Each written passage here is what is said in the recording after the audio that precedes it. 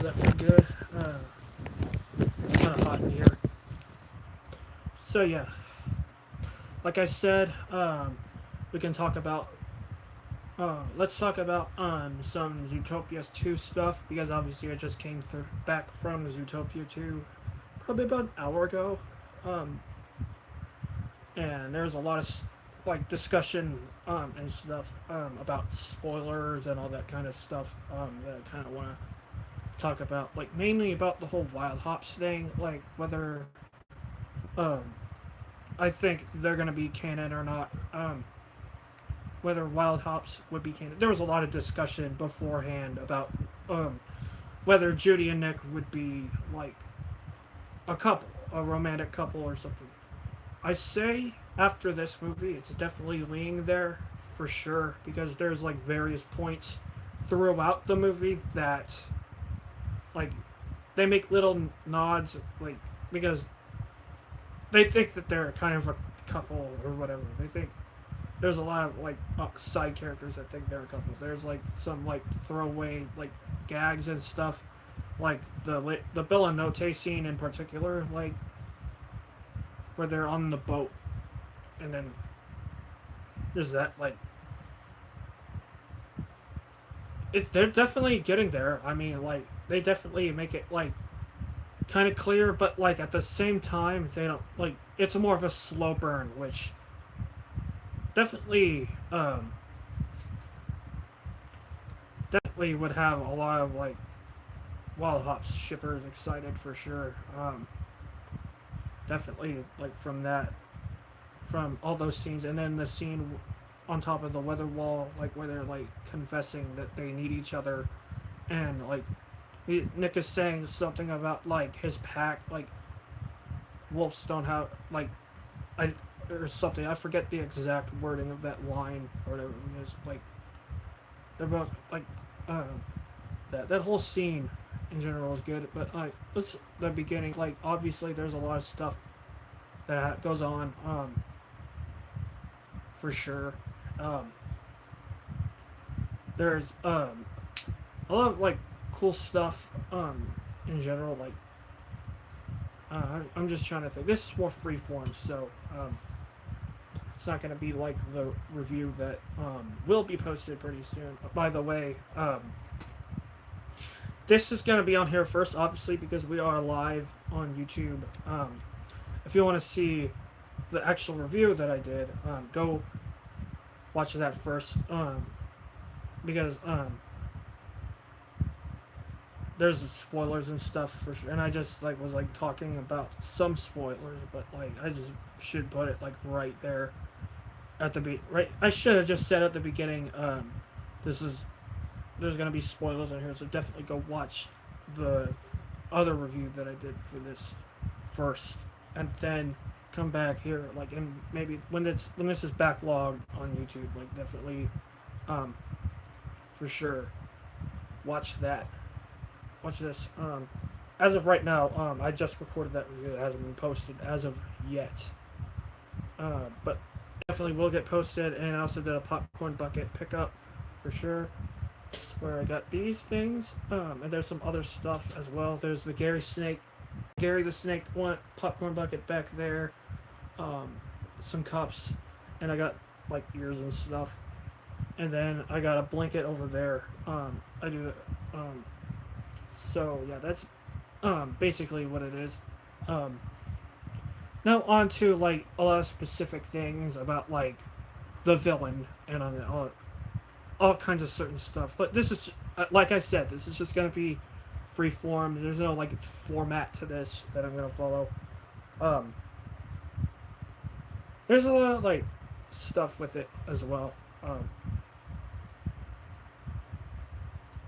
Like I like the villains, like the trope, like it's not a twist. It's not necessarily a twist villain like the first one necessarily. Like it's a different like take on it. It's a different like kind of like villain like because like when Milton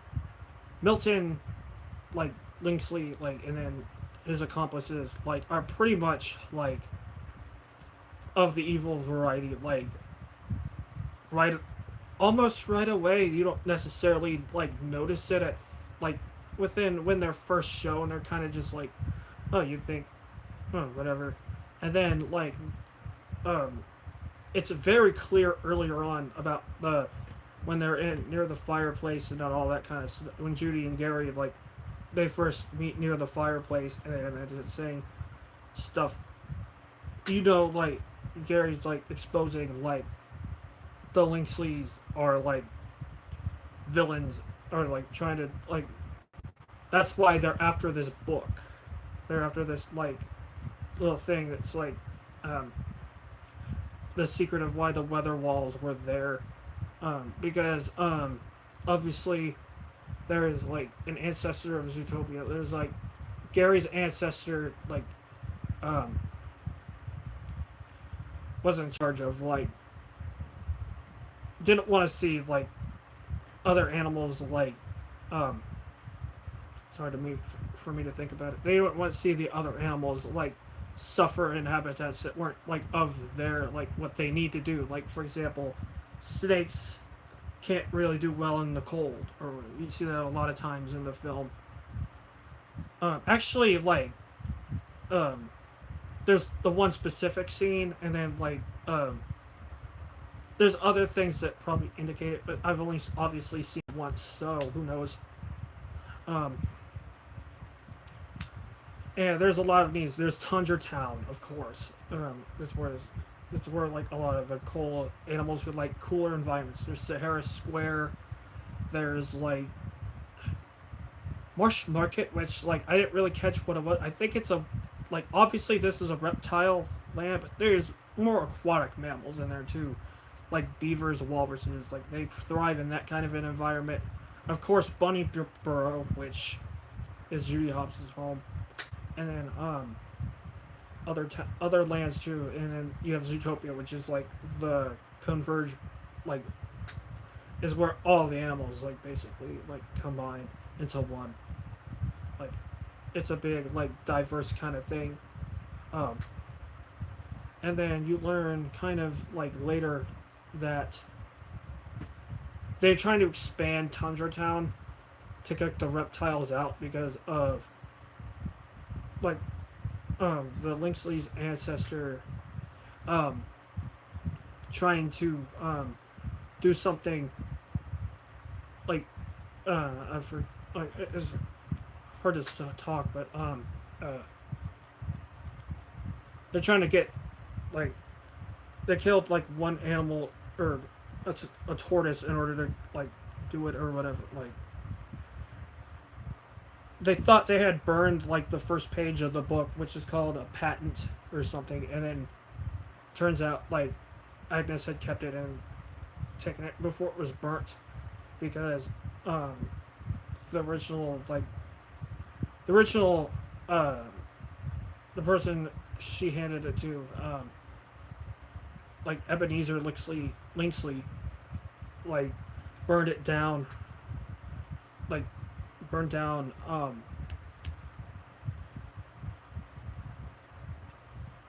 there is that that's basically what it is. They're trying to do that.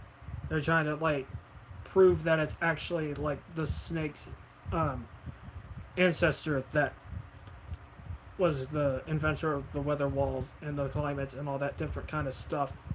Not Ebenezer Linksley, who's obviously wanted to like segregate the reptiles, like which obviously is a theme with both of these movies, like segregation and then like the reform, like of the prejudice barrier. You know, like there's like a whole thing, like you know, the reptiles got exiled, and then at the end of the movie they obviously do come back because they prove that it was the Linksleys that was like in charge of it and all that kind of stuff. And I think that's pretty done pretty well, like for sure, because it's not some stupid like, oh, I'm a twist villain. You think they're gonna be good or whatever the heck.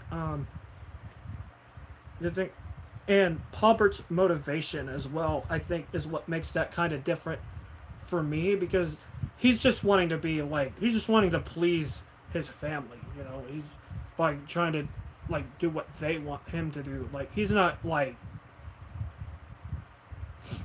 they give him a reason as to why like he would be like an antagonist compared to like, I don't know, Chippendale Rescue Rangers, the movie, like where I thought that was done poorly.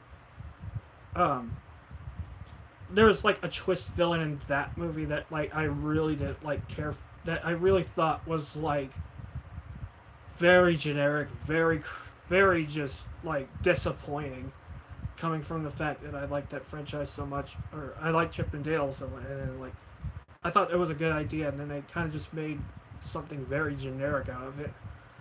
But that was a couple years ago, and that, we're not talking about that obviously. But like here, I think they did that very well, by giving him that kind of a motivation. You know, he wants to like be just like his fan. He wants to be the same. He doesn't want to be different. You know, like when he hits Judy with that venom. You know, like, and she's about to like pass out or whatever the heck from the anti venom. Not the anti venom. Excuse me. The venom. Like he pricks her with like snake venom or something. Obviously. And that's the third the third climax, excuse me, the third act really comes in, and I think provides some of the most tension in the movie is with that. And it's a whole sequence where like Judy's on the ground, and then she's like not able to move. It's kind of like what they did to Diane in The Bad Guys 2. Only the thing is, they just knocked her. It just wasn't anti. Only if Katie had actual from that movie had venom, and they weren't on a spaceship. It's kind of like that a little bit, but it's way more tension. There's a lot more like drama there, and it's way better done, I think, than that movie. Um, did it because like that back and forth between Gary is like very like emotional, like and stuff, like it's like, yeah, it's just the the way the scene looked was really good as well, and the way like that whole like part was done. And then obviously the part after that where Nick comes to the rescue and then like stops Pobbert for the first time. His name is Pobbert Linksley. Um, and then that exchange where they're trying to say like, I care, I really care. I'm just emotionally insecure, and then all that stuff. And then Judy says like what she's feeling about it, like, and they're both tearing up and on this weather wall. You know, like that scene definitely like, there's very good writing in there. There's very good like, there's a very amazing setup there. Like, and then like I just wanted it to keep going. Honestly, like I just wanted to see the more. And then obviously there was more, but that third climax definitely was there as well. So yeah, I think all that was well done. I think it was a very good. Yeah, it was a very good like third act, and then second act too. I think the second act is where like it kind of just picks up a lot more, and you start seeing a lot of stuff, a lot of like interesting stuff as well. Basically, when Nick and Judy get separated in that like um,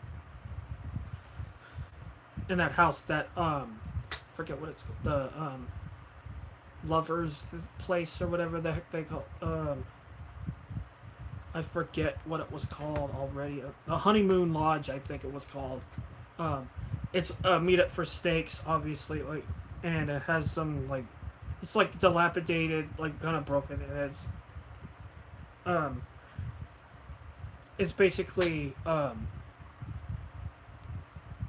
it has like proof that like Agnes, the snake who was Gary's, I forgot to mention, ancestor and all that kind of stuff. Um, that's where that was. Um, that's there's proof that she had was the inventor of the weather walls, like that makes Zootopia function the way it does. Um, yeah, then that I think is a good. That scene I think is pretty well done too. Like they put Nick in jail for a bit, and then bring him back for the, and then, like Nibbles is there too. And I forgot Nibbles got like also got like injected with the venom in that scene as well. For some reason and again I must say that third act very tension heavy but very effective, very emotive for sure. Um, yeah, there's just a lot of stuff that I think was handled very well in this film, for sure.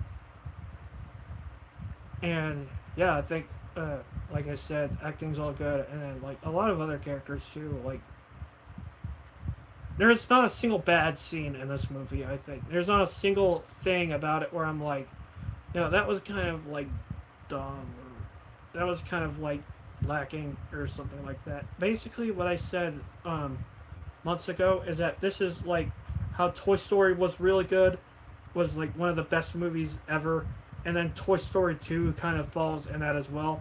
This is gonna be kind of similar to that, I think. Like, it's Zootopia is like one of the best Disney movies of all time, and definitely one of the best movies ever made, in my opinion. Definitely one of the best of the millennium. And then Zootopia 2 is gonna be one of the best sequels ever made, for sure. And I do really hope that it does well, and it's definitely gonna do well, obviously. You haven't seen the China result or the worldwide like total and the predictions and all that kind of stuff. I'm talking more here in the States as well, but like even that, I think China just has it like boom like that. It's gonna do super well there. Um, yeah, there's just like like I said, there's nothing wrong with it, and like a lot of the stuff, like I think like this is a good. I didn't, like I said, I didn't get emotional. Like I didn't like, I wasn't like crying like I did with the first. The first one that was mainly just I was a little bit more impressionable back then, for sure. Like I was just overly excited. I was an overly excited person, basically, just like excited that Disney like is coming back with something that was akin to like animal thing, like I kind of explained in the review, or if you want to watch that, like I said, go ahead.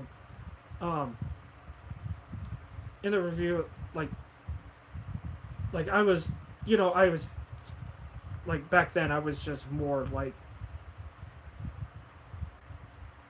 impressionable, I guess is the best word. I was just more like I was just kind of more emotional than I was now, like, and I was just like fanboying a bit too hard in that. So, and that's what made me see it 4 times in the theater. I will definitely admit that, for sure. Like I saw it like 4 times, and I'm not ashamed of it at all because it's a fantastic movie. I think everybody should see it. Um, and this one too. I think everybody should see this one as well. Like I'm definitely gonna see this again for sure. To maybe look for things that I didn't see the first time around, but also to just really enjoy the experience. Just really enjoy it again and see if it improves upon age. Because like I didn't do that with the bad guys too. Like because it didn't really leave that upon like that mark. It didn't really leave that much of an impact on me. I still like it. I've said in other places my scores changed basically to an 8 for that film, mainly because I think it's a very good film, but like there were some like things about it that I was like the ending was kind of like, and I don't know how I necessarily feel about um, how they revealed the Crimson Paw or and stuff or whatever the heck. Like maybe it's just I'm that big of a Diane Foxington stan, but like I don't know. It just wasn't near. It just no, it just didn't leave that much of an impact on me compared to Zootopia 2 for sure. Yeah, this film's definitely better. Like they give all the characters like they treat all the characters well in this. I think all the characters are executed well. There's a big cast, of course, and like I said, a lot of them are given their chance to but they don't overbear anything. All these like cameos from other Disney movies, like actors from other Disney movies, and then all that kind of stuff. You know, they don't like overbear each other or like anything. They don't make it like they're the focus compared to what's really in the story, which is Gary the snake, Gary the snake rather, and then Nibbles, and then of course the villains, and then those are the three like new characters that like obviously they focus on, and then of course you have Nick and Judy and then all that kind of stuff. And I think they're great. They're probably even better like in this film personally. Like I think the voice acting, I think Goodwin definitely knocks it out of the park for sure. Like, and she really does embody this character that she was chosen to play. She embodies that kind of like spirit and that motivation. And then Bateman's always just really good. Obviously, like there's a lot of good stuff with him. And then the Gary voice actor is also pretty good as well. So yeah, there is that. So yeah, like if I know there's probably more that I'm not getting to, but like I'm just completely satisfied with this. So yeah, that's about it. So I'm gonna end the stream now. What do you guys think about this little thing? Let me know in the comments section down below while I attempt to close out the stream.